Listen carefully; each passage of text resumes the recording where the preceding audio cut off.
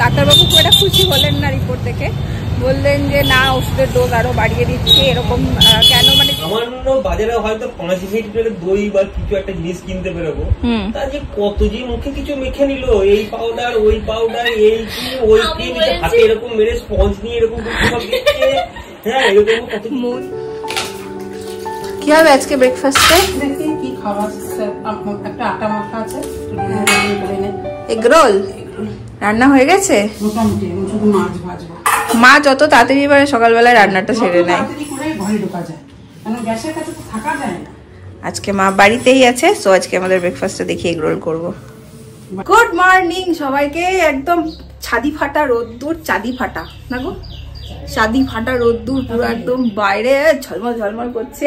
আজকে বারবার খবরে বলছে, সমস্ত জায়গায় বলছে যে খুব সাবধান, আজকে প্রচন্ড রোদ, 10টা থেকে 4টে অবধি সবাই সাবধানে থাকতে বলা হচ্ছে, এত রোদ আজকে। তো চলো দিনটাকে এখান থেকে দারুণ ভাবে শুরু করি, ঝকঝকে একটা দিন। আর মায়ের টেস্টের যে সমস্ত টেস্ট গুলো করাতে দিয়েছিলাম সব রিপোর্ট গুলো চলে এসছে।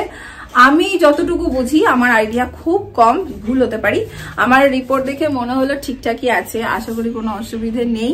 আরো কিছু এক্সট্রা টেস্টও দেওয়া ছিল, সেগুলোও সব মনে হলো যেন ঠিকই আছে। এরপর আমাদের সন্ধ্যে 7টার সময় ডক্টরের কাছে অ্যাপয়েন্টমেন্ট নেওয়া আছে, আজকে যাব। হোপফুলি একটা ভালো কিছুই শুনতে পাবো। মায়ের যে মেডিসিন গুলো চলছে, আশা করি এবার যাই না ডক্টর কি করবেন, নিজে থেকে বলবো না, দেখি কি হয় আজকে। এখন মায়ের অর্ডার মতন একটু বানাই, এগ রোল, তাই তো? চলো, হয়ে গেছে পুজো?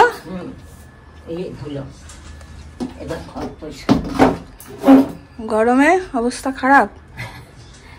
পিসির তো চুলের ভেতর এসি আছে, পিসি কিছুতেই চুল বাঁধে না। চুলের ভেতর এসি আছে না তোমার? গরমে আমরা হচ্ছে চুল খুলে থাকতে পারি না, আর পিসি হচ্ছে চুল খুলে রাখে, চুল বাঁধে না, ওই জন্য আমরা রাগাই তোমার চুলের ভেতরে এসি আছে। মাখা করে দিই। মায়ের দেখো সকাল সকাল এখানে সব রান্না হয়ে গেছে, ঢাকা দিয়ে রেখে দিয়েছে, আর আমি এখানে রুটিটা আগে রেডি করে নিচ্ছি। হ্যাঁ না সাগরি দি, বন্নি স্পেশাল এগ রোল। ইরক গোল বেরিয়ে যায়, ইরেক গোল শৈবালের কথা অনুযায়ী, বিচিত্র সব নাম দেয়। আচ্ছা, মধ্যে স্নান টান করে এসে একদম ফ্রেশ হয়ে মা আমি বসে বসে গল্প করছিলাম। আর কাল যেহেতু ব্লগ করিনি, তাই তোমাদেরকে তো একদমই দেখাইনি যে আমাকে বাংলাদেশ থেকে তোমরা যে গিফট গুলো পাঠিয়েছো, দেখেছো তোমরা অবশ্যই বৌদির ব্লগে, বাট আমার মনে হলো আমি একবার তোমাদের নাম না বললে হয় না, খুব বড় অন্যায় করবো আমি। সো একবার দেখিয়ে দিই তোমাদের সবার সাথেই, আমার মোটামুটি হোয়াটসঅ্যাপে সবার সাথেই মোটামুটি আমার মেসেঞ্জারে কথা হয়। এই ছোট্ট ব্যাগটা কিনে দিয়েছো, এটা আমি জানি না, আমি নাম মেনশন করতে পারছি না। এটা যদি তুমি দেখে থাকো ব্লগটা, আমাকে হাই হ্যালো করো, তাহলে আমি বুঝতে পারবো। এখানে সুইটলি লেখা রয়েছে বন্নি। ব্যাগটা ভীষণ সুন্দর, ভীষণ কিউট একটা ব্যাগ। আর এই পাউচটাও কিনে দিয়েছো, আমি সত্যি জানি না, এর মধ্যেও কোনো নাম নেই, সো আমি জানি না। তোমাকে আবারও বলছি, যদি তুমি ব্লগটা দেখো হাই হ্যালো করে দিও আমাকে, আমার জানতে সুবিধা হবে। এটা ভীষণ পছন্দ হয়েছে, এই যে খুব সুন্দর।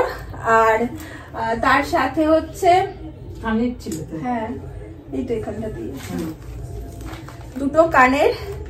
আর এই কানেরটা আমাকে হিমন্তী দিয়েছো, তোমার সাথে আমার প্রায় কথা হয়, তো এই যে দেখাচ্ছি আমি, এটা আমি পরবো। এরকম ছোট্ট জিনিস আমার খুব পছন্দ, দেখবে ন্যাচারালি আমি কানের বড় পরি না, ছোট্ট ছোট্ট কানেরই পরি। সো থ্যাংক ইউ, তুমি লিখেছো lords of love, love you so much, এত সুন্দর একটা গিফট পাঠানোর জন্য। সব থেকে বড় কথা, আমাদের কথা মনে করে ভেবে অত দূর থেকে যে পাঠিয়েছো, এটাই অনেক বড় ব্যাপার। এখানে বন্নি লেখা রয়েছে, এটা দিয়েছো হচ্ছে দীপান্বিতা, এই যে এটাও ভীষণ সুন্দর। এই হচ্ছে আমার গিফটের ভান্ডার। আর মাকেও কালকে, মা যখন ছিল না তখন বৌদি এসে দিয়ে গেছে, পরে দেখিয়েছি মাকে। সো বলো। থ্যাংক ইউ, আমাকে যে এটা দিয়েছেন তাকে আমার অনেক ভালোবাসা রইলো, কারণ আপনি আমাকে চেনেন না, দেখেন না, শুধু ব্লগ দেখে এরকম গিফট দিয়েছেন, এর মতন আর কিছু বলার নেই। ভালো থাকুন, ভালোবাসা নিয়ে এদিকে বোলপুরে এলে আমার বাড়িতে আসবেন অবশ্যই। আমি সবাইকে বলি, অনেকেই মেসেজ করো, এই একটা বোলপুরে এলে অবশ্যই এসো। আর এটা আমাদের বেডে পাতা দেখতে পাবে। হ্যাঁ, আর এই শোপিসটা তো খুবই সুন্দর যে দিয়েছেন, তাকে আমি প্রচুর ভালোবাসা জানালাম। ছোট হলে ভালোবাসা, আর বড় হলে আমার প্রণাম নেবেন, আমাকে আশীর্বাদ করবেন আমার মেয়ে যেন জীবনে দাঁড়াতে পারে।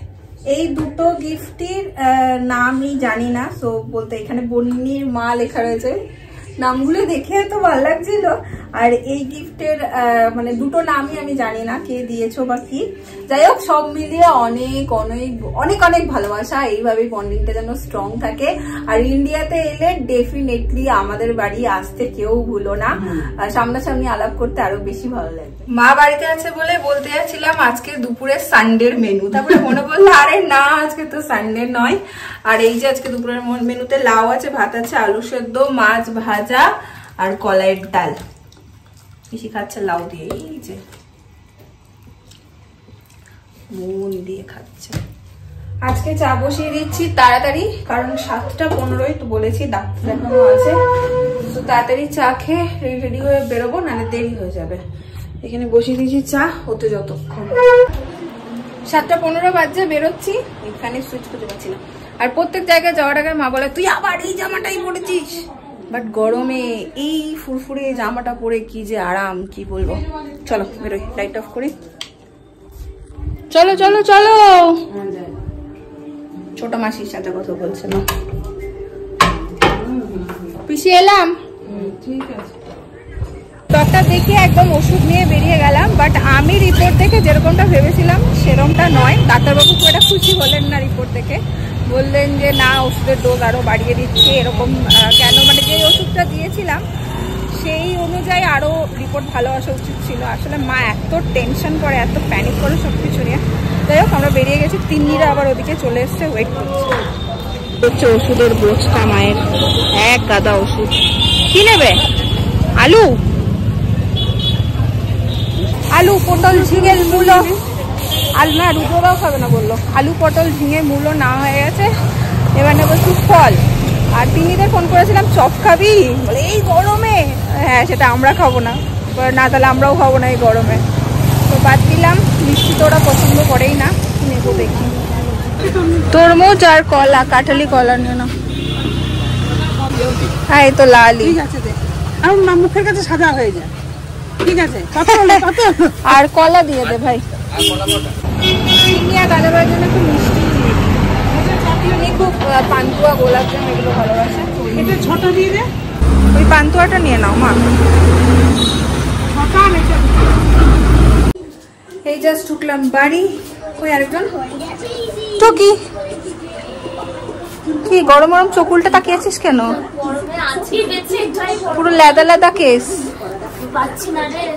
আজকে আমাদের এসি ঘরও আর এসি নাই।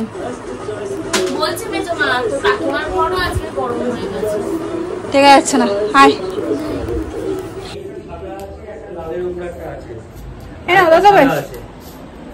মিষ্টি খাও, মিষ্টি। তোর প্রিয় মিষ্টি এনেছি, তোর কথা ভেবেই আনলাম, তুই ভালোবাসিস বলেই আনলাম। প্রথমে ভাবলাম ডাকি যাই ফুচকা খাই দুজনে। বাড়ির সামনে ও বসছে, ও দারুণ বানায়, ও ফাটাফাটি বানায়। আমাদের কলেজের সামনে বসতো দাদাটা।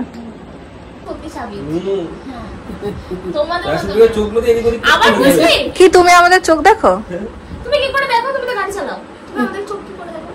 সব আমি দেখতে পাই বড়, বুঝলি? আমি একটা কথাই বলি, ভালো। কি বলছো তুমি? না ভালো। এখনো দাঁড়ালে কটা মেয়ে পাত্তা দেবে মনে হচ্ছে। আর ক্যামেরা চলছে না, আর বলবে না। এতক্ষণ অনেক কিছু বলছিল, আর বলছি না সেগুলো। ব্যাস দুজন হয়েছে নি, আমাকে আমি পাই। আমার এই সময় ওদের পুলক দেখে পেলে ভালো হতো। হ্যাঁ কিন্তু তোমার আরেকটা ভাইরা তো শুনি সে এখন কোন দূরে। ডেঞ্জারাস আছো ভাই তোমরা। বাবা কথা বলতে জানো না, এটা পারলি কি করে? মানে কোপানো, আমি এটা বলতে চাইছি মানে এরকম। হ্যাঁ তখন চুপচুপ থাকতো, দেখছো তখন পটানোর ব্যাপার। তিন ভাইরা হলে ওরা জবাবটা দেবে। কি আছে, আমি কি লাভ ম্যারেজ করে বিয়ে করেছি যে পটাবো? প্রথম দেখাতেই অ্যারেঞ্জ করে লাভ। তারপরেও যদি ভাবছে যে না বিয়ে করে আমাকে, না বিয়ে করে কি আছে, রেজিস্ট্রি না বিয়ে করে না রেজিস্ট্রির আগে কথা বলছি, রেজিস্ট্রি আগে দেখা কভার হয়েছে। অত আমি মানে স্মৃতি শক্তি খুব কম। আরে আমি ওই যে লিকুইড সিঁদুর ইউজ করি তো, আর আমার লিপস্টিক গুলো লিকুইড। আমি একদিন পরছো বসে আছে নিউজে, কি ব্যাপার একই জিনিস তুমি মাথায় মাখো আবার ঠোঁটেও লাগাও নাকি? খুব ইয়ে লাগে বলো সব দেখে, কি করে এগুলো দিয়ে, কি করে করতেটা কি চাইছে।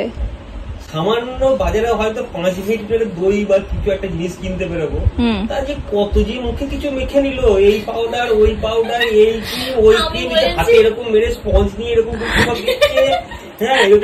মন দিয়ে দেখে, তার জন্য ওর ট্যান ফ্রি স্কিন, দেখেছো ট্যান নেই কোনো স্কিনে। আসলে আমার একটা ব্যাপার আছে না, সবাই আমাকে চেনে, আমাকে ভালোবাসে।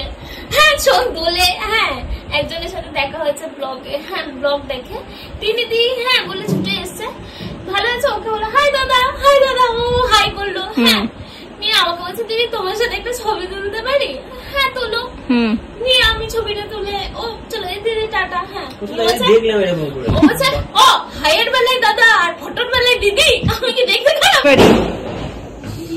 বিয়ে বাড়ির ডুমটাম বাজ, হ্যাঁ যা দেখতে পাবি বরটা, ও তো এদিকে যাবে।